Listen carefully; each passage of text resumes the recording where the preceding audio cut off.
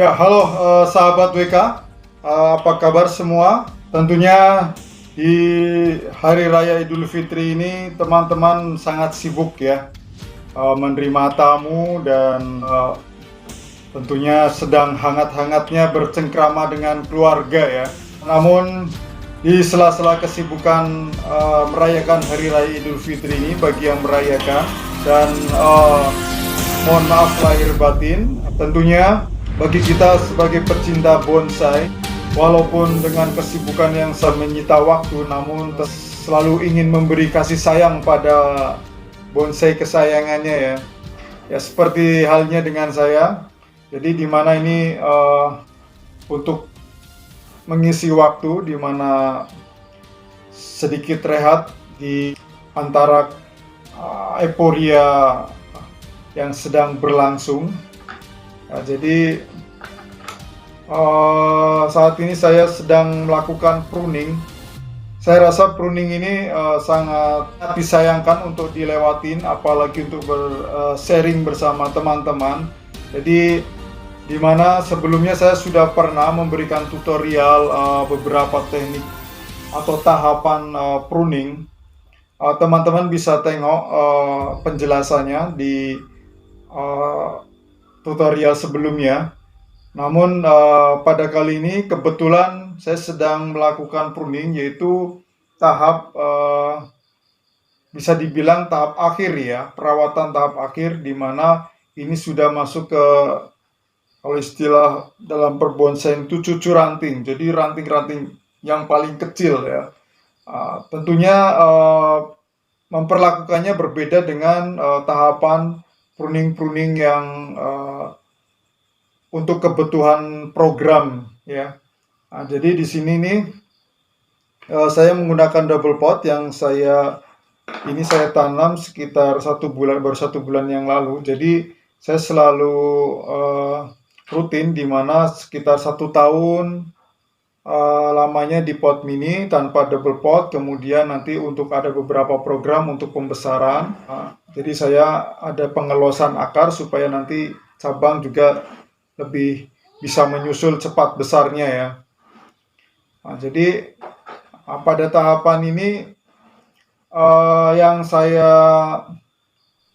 penjelasan bagaimana cara atau mempruning dan tujuan dari pruning tahapan yang ketiga ini. Jadi nanti teman-teman bisa terus simak.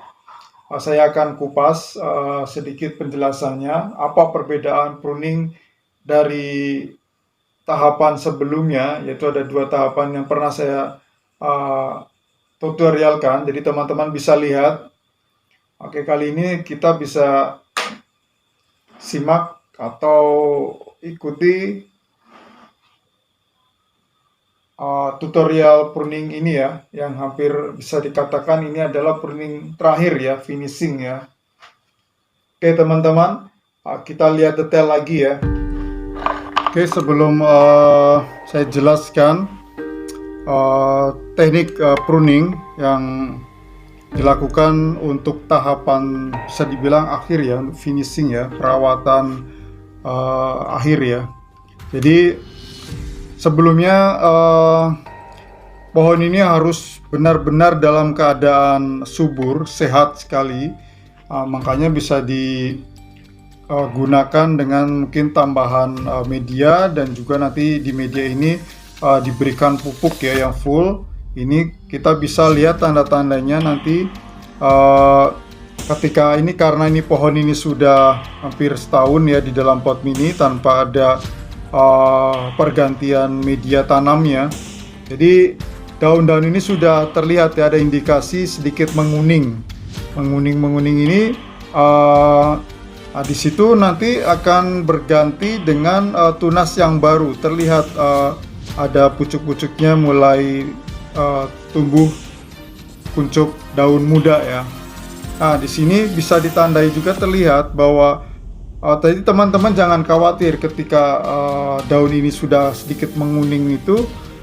Kalau kuningnya ini segar, masih mengkilat ya, kondisi mengkilat, dia kaku dan juga rontok sendiri, itu itu bagus ya, artinya memang sehat. Ada masa pergantian, ada mau semi pertumbuhan baru ya. Berbeda dengan kuning, kalau biasanya kalau tidak sehat, sansang ini dia sedikit kusam ya, kusam, dan pinggirnya ini daunnya sedikit melengkung. Nah, jadi di situ kita bisa lihat indikasinya apakah pohon ini sehat atau tidak ya.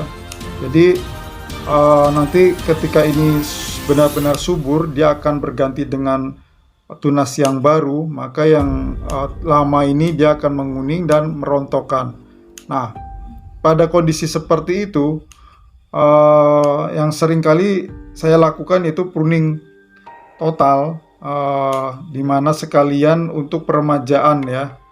Jadi juga nanti mengontrol perantingan, bentuk ranting-ranting yang kiranya tidak bagus, atau ya tentu sampai ranting ini saya kerjakan jadi bentuknya pun bisa dibilang jadi seperti geometrik ya. Jadi ada percabangan-percabangan yang memang artistik juga gitu. Jadi biasanya saya lakukan seperti ini. Jadi tidak hanya pruning saja, tapi juga nanti untuk pengaturan, untuk seleksi ranting atau cucu rantingnya ini, atau ranting yang paling terkecil ini.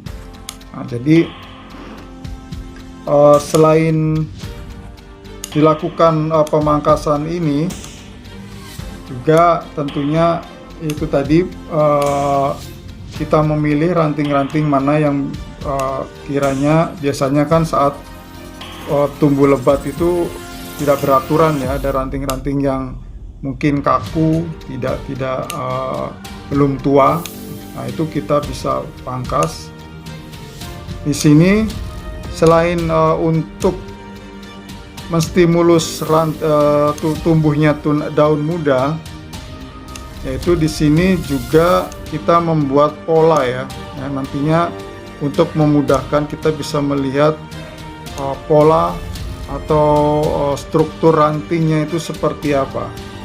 Jadi kita bisa lakukan pendetailan. Jadi sebelumnya sudah pernah saya buatkan tutorial tahapan bagaimana proses pruning dan tujuannya seperti apa, dan itu saya rasa harus dilampaui dulu ya sebelum masuk ke tahapan pruning akhir ini. Nah, di sini nanti kita sangat bisa lihat jelas di mana ranting yang nanti akan kita pakai atau tidak ya.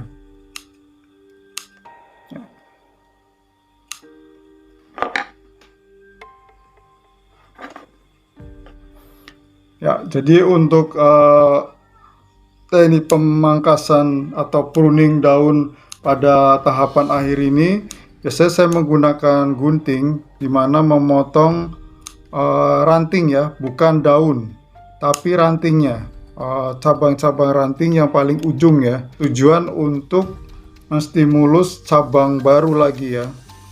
Nah, jadi berbeda ya, pruning daun yang dilakukan pada tahapan awal dengan pruning daun tahap akhir. Jadi ini biasanya untuk awal saya lakukan pemotongan, lakukan pemangkasan di ujung-ujung ranting ini ya. Jadi semua ujung-ujungnya saya pangkas semua, dan nanti ada kemudian tahapan pelepasan atau pembersihan daun-daunnya. Jadi ini benar-benar pruning full ya. Ya, pada tahapan pruning ini juga di sini berfungsi untuk membuka celah-celah ya, dimana nanti di sini memberikan sebuah seperti perawatan ya, perawatan secara alami, dari dimana di sini membuka ruang supaya matahari ini masuk ya, menyinari cabang-cabang dan ranting-ranting ini. Jadi karena sebelumnya ini benar tertutup oleh daun, jadi sesekali perlu adanya matahari masuk supaya di sini mematangkan ranting ya, supaya jadi terlihat kering, jadi tua ya, untuk menuakan percabangan. Jadi pohon ini ya kurang lebih hampir sama dengan yang saya bikin untuk tutorial cascade, kurang lebih 8 tahun. Di sini juga proses dari ranting ya, dari satu sebesar lidi. Kemudian, namun saya di sini saya membuat dengan teknik tempel akar dengan membuat batangnya. Jadi teman-teman bisa lihat di sini dengan karakter batang yang seperti ini. Untuk cara membuat ini teman-teman bisa lihat di teknik tempel akar ya, untuk membuat bonsai dengan akar ini, membuat batang dengan akar ya. Jadi sudah saya buatkan tutorialnya, teman-teman bisa disimak. Nah, di sini salah satu hasil dari eksperimen saya membuat batang dengan akar ya. Jadi bukan expose root, beda lagi dengan expose root yang menampilkan akar diangkat gitu ya. Tapi ini benar menjadikan akar ini menjadi batang ya. Oke, jadi nanti setelah seperti ini kita bersihkan, juga menyeleksi ranting-ranting mana yang kira-kira mengganggu, kita bisa bersihkan ya. Mungkin ada ranting yang sudah tua, ranting mati, kita bersihkan, karena itu juga bisa menjadi penghambat kesehatan pohon ini ya. Jadi setelah melakukan pemangkasan, biasanya nanti saya lakukan pembersihan daun-daunnya ya. Jadi secara detail saya bersihkan.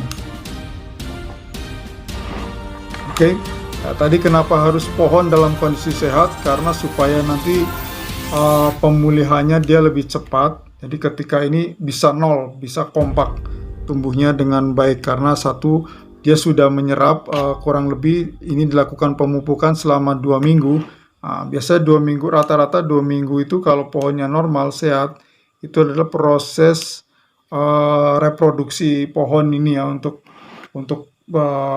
mengganti sel-sel baru atau tumbuh dengan daun-daun cabang yang baru. Jadi dengan teknik pruning pemangkasan ini secara otomatis di sini menstimulus dengan harapan nanti akan tumbuh secara kompak ya. Karena itu sangat penting tumbuh kompak ini. Jadi memang bonsai ini memang tidak selesai pada proses pembentukan saja ya, tapi dalam perawatan juga kita mengamati pertumbuhannya. Salah satu diantaranya yang saya rasa sedikit rumit itu kita mengatur kekompakan ya, sama seperti akar. Karena apa? Kekompakan ini dalam seni bonsai dibutuhkan supaya seimbang. Jadi nanti tidak di sini tumbuh besar lebih duluan, di sini terlambat seperti itu. Jadi memang harus ya sangat diharapkan untuk bisa tumbuh kompak ya, serempak. Jadi nanti bersemi semua. Jadi nanti akan ketahuan ketika di mana bagian mana yang tidak secara bersamaan. Di situ biasanya ada kendala, mungkin dari sisi tempat, kurang matahari, atau beberapa ada masalah dengan akar. Seperti itu kita bisa mendeteksi ya. Nah, intinya kita pruning ini menstimulus supaya nanti tumbuhnya serempak ya. Sudah mencapai bisa dikatakan puncak akhir ya untuk pruning ya, perawatan ya. Karena di sini nanti pengecilan daun ini sudah kecil sekali, jadi kemungkinan nanti finishing saya harus pakai pinset biasanya ya.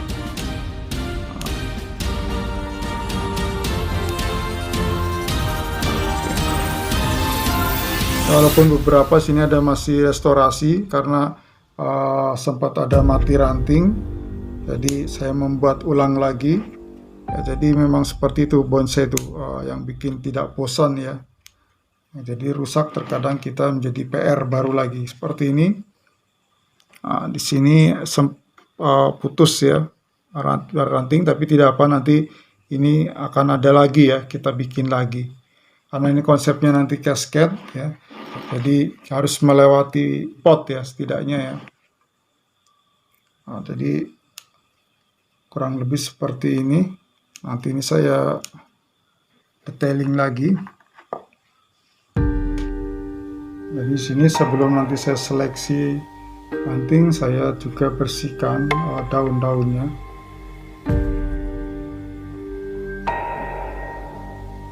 Jadi untuk pinset juga di sini cutting ya, jangan dicabut ya. Di sini tangkainya yang di ini. Ya, memang tahapan air ini memang harus lebih rajin kita lakukan ya. Fungsinya selain untuk kita mengontrol atau mengatur lagi ranting-ranting ini dengan membersihkan beberapa cabang yang tidak terpakai, namun juga akan tentunya bertujuan untuk mengecilkan daun ya. Jadi pengecilan daun ini bukan diartikan kita sering memangkas kemudian daun kecil sendiri, tapi sistem kerjanya bukan seperti itu ya, saya rasa ya. Jadi secara logika gini, dimana ketika kita memprogram ranting sudah banyak, otomatis di sana akan ditumbuhi daun banyak ya. Begitu juga dengan akar. Ketika akar ini semakin banyak serabut, di sini akan memproduksi daun akan semakin banyak karena menyerap nutrisinya akan lebih banyak lagi. Begitu juga daun, ketika ini banyak, itu dengan sendirinya akan berebutan. Secara analoginya seperti itu. Jadi seperti ini satu tangkai ini dia dihuni oleh ratusan, mungkin awalnya satuan, 20-an, ratusan, ribuan daun. Itu otomatis dia akan berebut ya,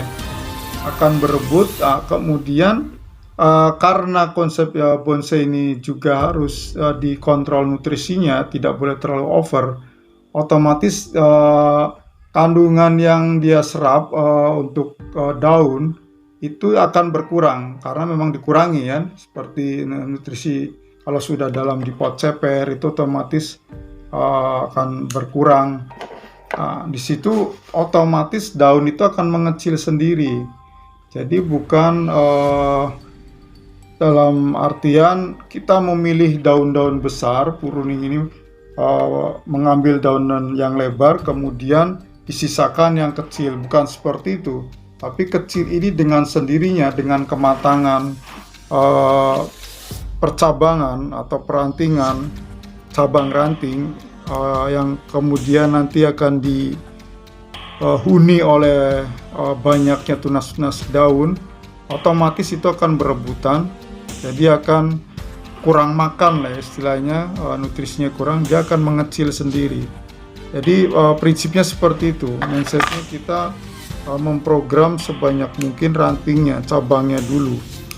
Untuk membuat cabang ranting banyak ini ya salah satu diantaranya seperti ini, kita mempruning untuk menstimulus ranting ya, jadi tujuannya untuk daun tapi kita fokusnya untuk rantingan ya, kita yang dikerjakan perantingan. Jadi seperti itu kadang bonsai kita membuat akar besar ya, padahal tujuannya untuk ranting tapi kita harus fokus untuk akar.